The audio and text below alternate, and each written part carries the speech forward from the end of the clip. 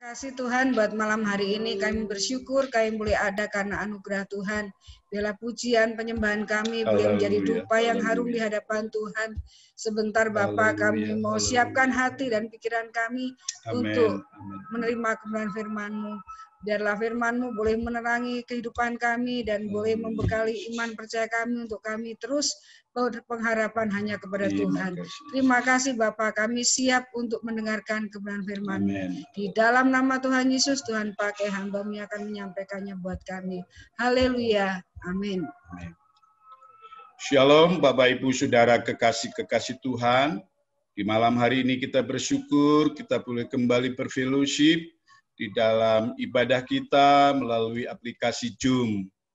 Saya ingin melanjutkan kebenaran firman Allah yang saya sampaikan tadi pagi, yaitu yang bertemakan tentang iman yang tidak buta.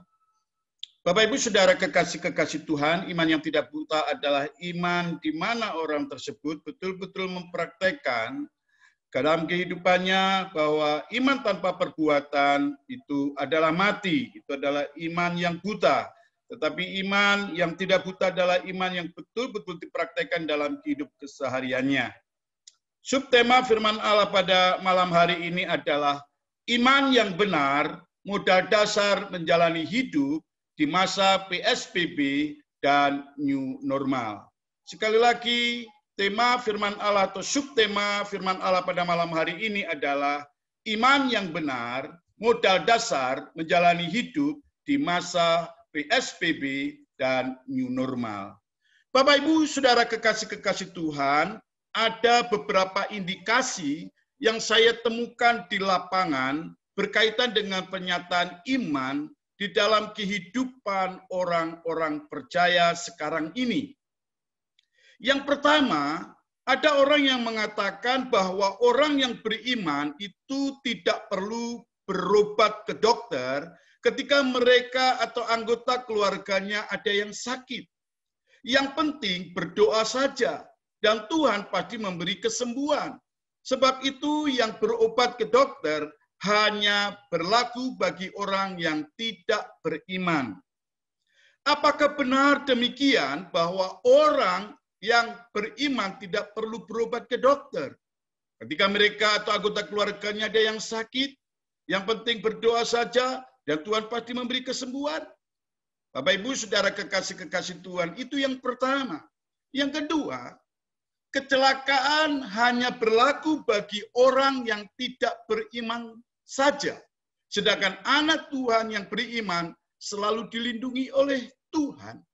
Apakah benar demikian bahwa kecelakaan hanya berlaku bagi orang yang tidak beriman saja? Sedangkan anak Tuhan yang beriman selalu dilindungi oleh Tuhan? Lalu yang ketiga yang saya temukan di lapangan adalah orang yang beriman tidak perlu takut menghadiri pertemuan ibadah. Tuhan pasti menjaga dan memelihara orang beriman sehingga mereka terhindar dari yaitu kemungkinan kena virus COVID-19. Sebab sebaliknya, mereka yang takut mengadakan kebaktian bersama adalah orang yang tidak beriman. Apakah benar bahwa orang yang beriman tidak perlu takut menghadiri pertemuan ibadah? Tuhan pasti menjaga dan memelihara orang beriman sehingga mereka terhindar dari kemungkinan kena virus COVID-19. Dan sebaliknya, mereka yang takut mengadakan kebaktian bersama adalah orang yang tidak beriman. Dan yang terakhir yang saya temukan adalah virus corona tidak perlu ditakuti oleh orang yang beriman. Kalau kita sudah beribadah setiap minggu, maka kita pasti tidak akan kena virus corona. Yang penting harus banyak berdoa. Dengan kata lain, orang yang beriman pasti tidak menghadapi penderitaan, bencana alam, dan pandemik. Sebab semua bencana itu hanya berlaku bagi orang yang tidak beriman. Apakah benar pernyataan ini? Bahwa virus corona tidak perlu ditakuti oleh orang yang beriman. Kalau kita sudah beribadah setiap minggu, maka kita pasti tidak akan kena virus corona. Yang penting harus banyak berdoa. Dengan kata lain, orang yang beriman pasti tidak menghadapi penderitaan, bencana alam, dan pandemik. Sebab semua bencana itu hanya berlaku bagi orang yang tidak beriman. Bapak, Ibu, Saudara kekasih-kekasih Tuhan, ada 4 contoh indikasi di atas. Kalau boleh saya simpulkan, bagi orang yang beriman, Tuhan akan selalu memelihara sehingga mereka selalu terhindar dari berbagai kesusahan hidup. Dan iman yang sebesar biji sesawi saja, pasti akan mengalami kemenangan yang luar biasa dari persoalan hidup di dunia ini. Saya secara pribadi, pernyataan di atas apa yang tadi saya ungkapkan, temuan-temuan di lapangan tadi, Bapak Ibu Saudara kekasih, bagi saya bukanlah mutlak suatu kebenaran yang absolut. Memang orang yang beriman bisa terhindar dari malapetaka, sebab Tuhan menjaga mereka. Tetapi hidup orang percaya sepenuhnya tergantung pada kedaulatan Tuhan. Ini yang perlu Bapak Ibu Saudara garis bawahi. Memang orang beriman bisa terhindar dari malapetaka, sebab Tuhan menjaga mereka. Tetapi yang perlu Bapak harus pahami, Bapak Ibu Saudara sekalian, tetapi hidup orang percaya sepenuhnya itu tergantung pada kedaulatan Tuhan. Ada orang yang beriman terhindar dari bencana, sedangkan ada orang yang lain tidak luput dari bencana. Ada orang yang beriman hidup sangat miskin dan mati dalam kemiskinannya. Tetapi ada orang lain yang Tuhan berikan kekayaan yang banyak. Dalam kitab Wahyu, banyak orang yang beriman rela menderita dan mati bagi nama Tuhan. Tetapi ada orang lain diluputkan oleh Tuhan dari kesusahan hidup tersebut. Bila Bapak Ibu membaca di dalam kitab Wahyu pasal 7 ayat 9, di sana dikatakan, kemudian daripada itu aku melihat sesungguhnya suatu kumpulan besar orang banyak yang tidak dapat terhitung banyaknya, dari segala bangsa dan suku dan kaum dan bahasa, berdiri di hadapan tahta dan di hadapan Anak Domba, memakai jubah putih dan memegang daun-daun palem di tangan mereka. Lalu kalau boleh saya lanjutkan di dalam ayat 13-14, di mana firman Allah berkata, dan seorang dari antara tua-tua itu berkata kepadaku, siapakah mereka yang memakai jubah putih itu dan dari manakah mereka datang? Maka kataku kepadanya, Tuanku, Tuhan mengetahuinya. Lalu ia berkata kepadaku, mereka ini adalah orang-orang yang keluar dari kesusahan yang besar. Dan mereka telah mencuci jubah mereka dan membuatnya putih di dalam darah Anak Domba. Garis bawahi kata keluar dari kesusahan. Bila yang relatif dimutlakkan dan yang mutlak direlatifkan, maka akan terjadi penyesatan. Orang-orang tidak akan memahami Wahyu pasal 7 di dalam kebenaran firman Allah tadi, khususnya di dalam ayat 13-14, Bapak Ibu Saudara kekasih Tuhan. Jadi intinya, bahwa orang beriman pun bisa berada dalam kesusahan. Jadi kita harus menggarisbawahi akan hal ini. Kalau tadi saya mengatakan berbicara berkaitan dengan iman yang benar, Bapak Ibu Saudara kekasih Tuhan, kita harus memaknai kata iman itu dulu. Kata iman seringkali dipakai oleh orang Kristen tanpa pengertian yang benar. Apakah natur iman itu? Dan apakah landasan iman yang benar itu? Paulus mengajarkan bahwa iman timbul dari pendengaran dan pendengaran oleh firman Kristus. Roma 10 ayat 17, Bapak Ibu Saudara kekasih Tuhan, di mana di sana Paulus berkata, khususnya kepada jemaat di Roma, jadi iman timbul dari pendengaran dan pendengaran oleh firman Kristus. Jadi iman datang dari pendengaran dan pendengaran melalui firman Kristus. Oleh yang demikian, nyatalah iman itu datang daripada berita, tetapi berita itu atas sabda Kristus. Firman Kristus, kalau boleh dikenal dengan kata rema, adalah perkataan Kristus yang dihidupkan oleh Roh Kudus sebagai dasar iman, di mana perkataan itu adalah sama dengan Alkitab. Perkataan Kristus berada dalam hati sehingga hidup dikuasai olehnya. Bapak Ibu Saudara kekasih Tuhan, di dalam surat Filipi, Paulus berkata bahwa iman timbul dari berita Injil. Injil adalah dasar dari iman itu, Bapak Ibu Saudara kekasih Tuhan. Penerimaan Injil menghasilkan iman. Iman adalah suatu kenyataan hidup dari hidup itu sendiri. Iman adalah penerimaan Injil Kristus, dan Injil Kristus adalah hidup dan pengajaran Kristus. Berangkat dari keyakinan ini, iman dan firman adalah Allah. Satu kesatuan yang tidak dapat dipisahkan. Firman Allah adalah dasar iman, dan iman yang meresponi kehadiran Allah. Orang yang beriman bukan hanya mendengar firman Kristus, melainkan menerimanya dan melakukannya.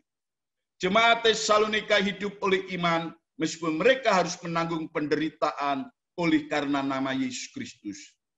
Hal itu disebabkan oleh penerimaan firman Allah, seperti yang dikatakan oleh Paulus kepada jemaat di Tesalonika. Kalau Bapak Ibu boleh membaca dalam 1 Tesalonika pasal 2 ayat 13, di mana Paulus berkata, dan karena itulah kami tidak putus-putusnya mengucap syukur juga kepada Allah, sebab kamu telah menerima firman Allah yang kami beritakan itu, bukan sebagai perkataan manusia, tetapi dan memang sungguh-sungguh demikian, sebagai firman Allah yang bekerja juga dalam iman kamu yang percaya. Apa artinya menerima firman Allah? Penerimaan firman Allah artinya, Bapak Ibu Saudara kekasih Tuhan, menundukkan rasio dan kehendak di bawah otoritas firman Allah.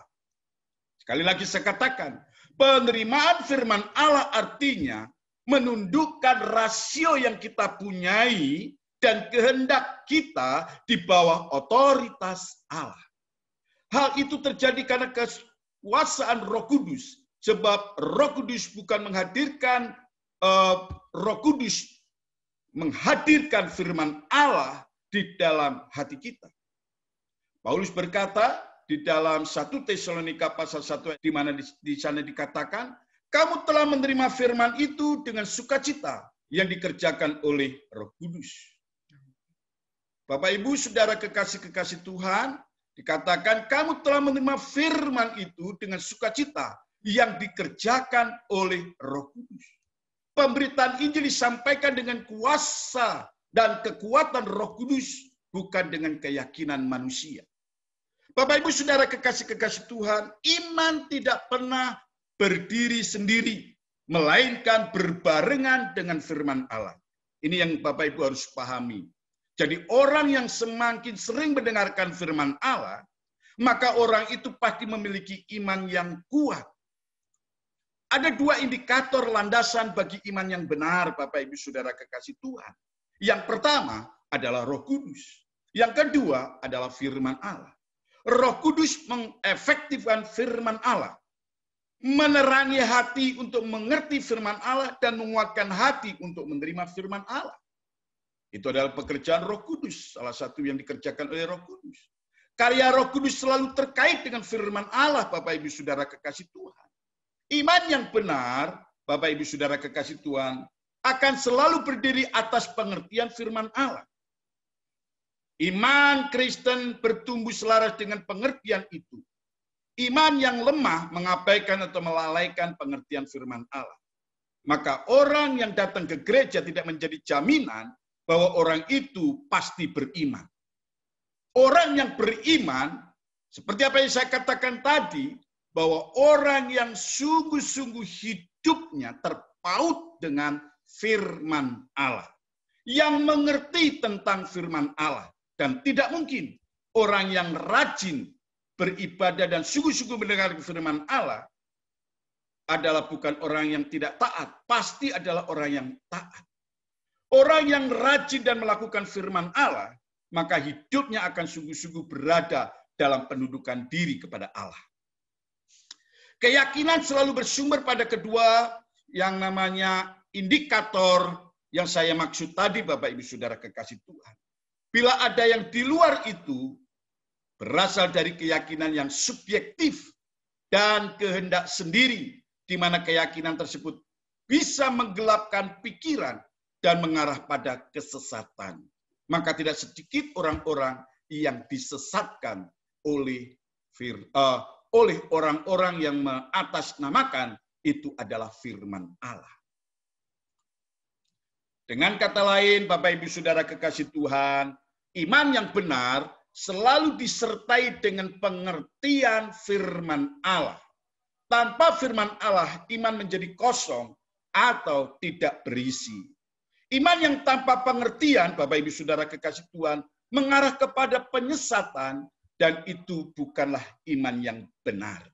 Hati yang tulus tanpa pengertian menjadi fanatisme secara religius yang membuang akal sehat, padahal Tuhan mengaruniakan akal sehat untuk mengerti dan menerima firman Allah dan mempertimbangkan penerapan firman dalam berbagai situasi, kondisi, budaya, dan sejarah.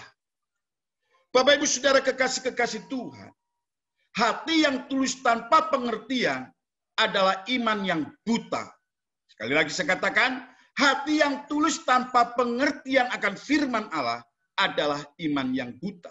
Sedangkan iman yang benar adalah disertai dengan pengertian akan firman Allah. Iman yang buta berdasarkan komitmen yang subjektif, bukan objektif.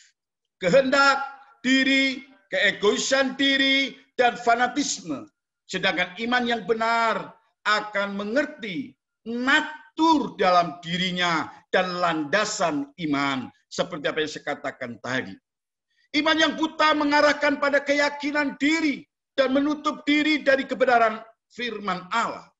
Sedangkan iman yang benar berpendirian teguh pada landasan iman, namun tetap bersikap toleransi dengan kepercayaan yang lain.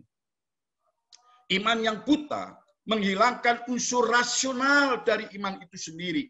Sedangkan iman yang benar mengumpulkan kebenaran Allah dalam berbagai situasi yang berbeda. Unsur rasional terlihat dalam keputusan iman, meskipun keputusan iman itu seringkali melampaui kapasitas rasional. Bapak Ibu Saudara kekasih-kekasih Tuhan, apakah benar pendapat bahwa orang yang beriman selalu dan pasti terhindar dari wabah COVID-19? Bukankah virus corona tidak memilih orang yang percaya atau tidak percaya? Bukankah penyebaran wabah corona bisa saja terjadi pada siapapun juga? Apakah benar bahwa orang yang beriman selalu mendapat kesembuhan ilahi dan sakit tidak perlu berobat ke dokter? Bukankah Tuhan telah mengaruniakan kebijaksanaan kepada manusia untuk mencari penyebab sakit penyakit dan meramu atau menciptakan obat sebagai penyembuh dari sakit tersebut? Mengapa kita masih memilih satu arah saja, yaitu kesembuhan ilahi dan membuang segala pengobatan dokter? Bukankah Tuhan bisa memakai para dokter untuk menyembuhkan sakit penyakit? Bahkan Tuhan mengizinkan dokter untuk menjadi sarana mujizat bagi orang-orang yang sakit. Bapak Ibu Saudara kekasih Tuhan, Tuhan Yesus berkata, bukan orang sakit yang memerlukan tabib, tetapi orang sakit, dalam Mazmur 2:17. Bukankah pencobaan adalah bagian dari kehidupan wajar bagi setiap orang? Artinya, hal itu selalu baik pada kehidupan orang yang percaya ataupun yang tidak percaya. Di mana Paulus mengatakan di dalam 1 Korintus pasal 10 ayat 13. Di sana firman Allah katakan pencobaan-pencobaan yang kamu hadapi, yang kamu alami adalah pencobaan-pencobaan biasa yang tidak melebihi kekuatanmu, dan Allah yang pasti memberikan jalan keluar dari masalah dan pergumulan itu. Karena setiap orang bisa saja mengalami pencobaan, misalnya seperti sakit penyakit, musibah, wabah, dan penderitaan lain. Lalu mengapa kita beranggapan bahwa orang percaya tidak mengalami kesusahan hidup? Mengapa kita menganggap diri kita begitu khusus di hadapan Tuhan, sehingga Tuhan selalu menjauhkan segala penderitaan, sedangkan banyak orang yang saleh dan benar meninggal dunia dalam kesetiaannya pada Tuhan? Satu bukti, dalam konteks tokoh-tokoh Alkitab, tidak sedikit mereka yang menderita, seperti Ayub, Daniel masuk dalam penjara, Sadrak, Meshak, Abednego ada dalam perapian. Bahkan Tuhan Yesus sendiri mati di atas kayu salib. Bukankah itu bagian dari penderitaan? Bapak Ibu Saudara kekasih-kekasih Tuhan, lihatlah begitu banyak orang saleh telah meninggal dunia karena virus COVID-19. Apakah kita menganggap diri sendiri lebih beriman daripada mereka? Orang Kristen yang beranggapan bahwa orang yang beriman tidak perlu takut karena virus corona, meskipun mereka berkumpul bersama-sama, apakah dasar pernyataan ini? Ataukah orang Kristen beranggapan orang percaya yang banyak doa akan terhindar dari virus corona? Apakah dasar pernyataan ini? Atau anggapan bahwa orang yang beriman pasti mengalami kesembuhan ilahi ketika mereka dihinggapi sakit penyakit? Tidak sedikit orang-orang yang beriman ketika didoakan malah meninggal dunia. Pekerjaan dan perusahaan bangkrut akan dipulihkan tanpa usaha. Apakah dasar pernyataan ini, Bapak Ibu Saudara kekasih Tuhan? Apakah ada kejelasan firman Allah sebagai basis iman yang demikian? Kalau boleh saya katakan, semua pernyataan yang barusan saya katakan tadi, Bapak Ibu, berdasarkan keyakinan subjektif tanpa memiliki dasar iman pengertian yang benar. Saya menghendaki Bapak Ibu Saudara sekalian adalah orang-orang yang memiliki fondasi kuat tentang iman. Keyakinan subjektif, Bapak Ibu Saudara kekasih Tuhan, keyakinan subjektif dihasilkan oleh suara hati nurani dan kehendak yang gelap, kehendak yang salah, sehingga mengabaikan pengertian yang benar. Iman yang benar selalu berdiri atas janji Allah dan kebenaran. Orang Kristen tanpa pengertian seringkali menjadi batu sandungan bagi dunia. Dunia memandang rendah kekristenan karena mereka membuang unsur rasional. Lebih jauh lagi jika pertemuan ibadah dalam jumlah yang besar mendatangkan penyebaran wabah virus corona, maka kita harus belajar untuk taat kepada protokol kesehatan yang pemerintah sudah katakan itu. Bapak Ibu Saudara kekasih-kekasih Tuhan, gereja seharusnya menjadi salah satu bagian yang belajar untuk taat akan apa yang sudah pemerintah perintahkan. Karena kita tahu pemerintah adalah wakil daripada Tuhan. Amsal 22 ayat 3, Bapak Ibu Saudara kekasih Tuhan. Di sana di mana penulis Amsal berkata, kalau orang bijak melihat malapetaka, bersembunyilah ia. Tetapi orang yang tak berpengalaman berjalan terus lalu kena celaka. Amsal 17 ayat 14 berkata, undurlah sebelum pembantaian mulai.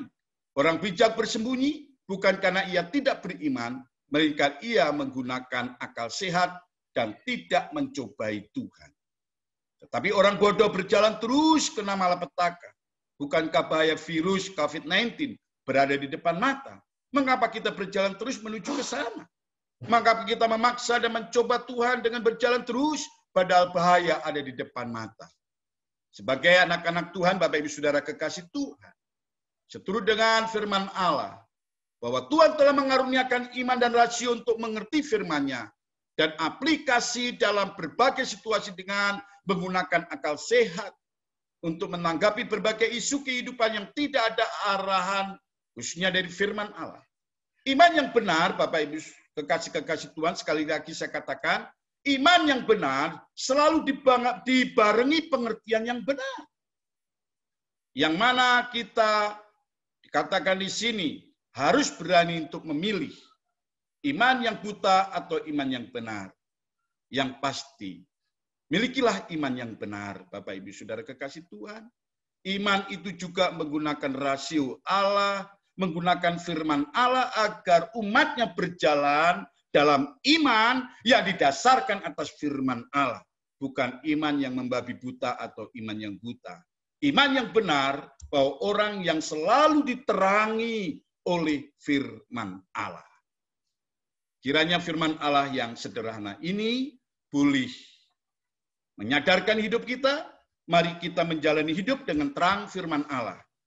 Orang yang hidup setia di dalam beribadah dan sungguh-sungguh dengan mendengarkan firman Allah, maka saya yakin orang itu pasti memiliki iman yang benar, berjalan dengan penuh bijaksana, dan selalu dengar-dengaran akan firman Allah. Tuhan memberkati Bapak Ibu Saudara sekalian. Mari kita berdoa bersama. Kembali kami datang kepadamu Tuhan, kami mengucapkan syukur dan terima kasih Kau mengingatkan kepada kami dalam ibadah pada hari ini, baik di ibadah pagi, ibadah raya, hingga sampai ibadah Jum ini Tuhan. Kami ingin memiliki iman yang tidak buta, iman yang benar, melangkah yang didasarkan atas penerangan firman Allah. Oleh sebab itu berikanlah hikmat akal budi kepada kami, agar kami menjadi manusia yang bijak, yang selalu mengandalkan dalam hidup ini, yaitu firman Allah dalam menjalani hidup, karena kami tahu firman Allah itu adalah Engkau sendiri. Terima kasih Bapa, kami menyerahkan seluruh umat-Mu yang hadir, yang ibadah bersama kami dalam aplikasi Zoom ini. Hamba secara pribadi tidak tahu apa yang menjadi pergumulan hidup mereka, yang kadang-kala melemahkan iman mereka. Namun pada malam hari ini kami percaya Tuhan menaruhkan iman yang benar, iman yang sungguh-sungguh didasarkan atas firman Allah. Kami percaya Engkau ada di tengah-tengah hidup kami. Meskipun kami ibadah dalam aplikasi Zoom ini Tuhan, kami yakin kuasa-Mu, Roh-Mu nyata dalam diri seluruh umat-Mu. Hari ini kami menyerahkan umat-Mu Tuhan yang sakit. Kami hanya berseru dalam nama Yesus Kristus. Allah jamah dan Allah sembuhkan. Biar mereka berjalan dengan iman dalam terang firman Allah. Mereka mengimani bahwa mujizat kesembuhan itu nyata dalam hidupnya. Yang mungkin saat ini berada di dalam kondisi yang tidak nyaman karena kehidupan rumah tangganya, ekonominya, kesehatannya. Tuhan, Engkau Allah Maha Tahu. Kami serahkan mereka semua dalam tangan-Mu. Kami percaya biarlah mereka taat akan firman Allah, melangkah bersama dengan Engkau Tuhan dalam menjalani hidup, khususnya dalam menjalani hidup di situasi kondisi COVID-19 ini Bapa. Kami percaya akan hal itu. Perdamaian sukacita dalam rumah tangga mereka boleh nyata Bapa. Lebih daripada itu, satukan mereka, ikat mereka dengan tali kasih-Mu. Biarlah kiranya mereka boleh bergandengan tangan, mewujudkan suasana yang indah, damai, sejahtera, karena Tuhan ada di pihak mereka. Situasi kondisi apapun, mereka tetap melangkah dengan positif, melangkah dengan iman, bersama dengan Tuhan. Terima kasih Bapa, terima kasih. Biarlah kehendak-Mu yang terjadi dalam kehidupan umat-Mu. Kami percaya, tanamkan firman-Mu dalam hidup mereka.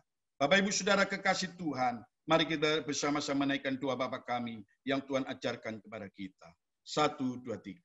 Bapa kami yang di surga, dikuduskanlah nama-Mu, datanglah kerajaan-Mu, jadilah kehendak-Mu di bumi seperti surga. Berikanlah kami pada hari ini makanan kami yang secukupnya, dan ampuni akan kesalahan kami, seperti kami juga mengampuni orang bersalah kepada kami. Dan jangan bawa kami hidup dalam pencobaan, tapi lepaskanlah kami dari yang jahat, karena Engkau yang punya kerajaan dan kuasa dan kemuliaan sampai selama-lamanya. Kiranya berkat yang datangnya daripada Allah Bapa, cita kasih dan karunia daripada Tuhan kita Yesus Kristus, serta persekutuan Roh Kudus menyertai kita. Mulai saat ini sampai Maranatha, Tuhan Yesus Kristus datang kali yang kedua. Terima kasih Tuhan, terima kasih. Semua yang percaya katakan, amin.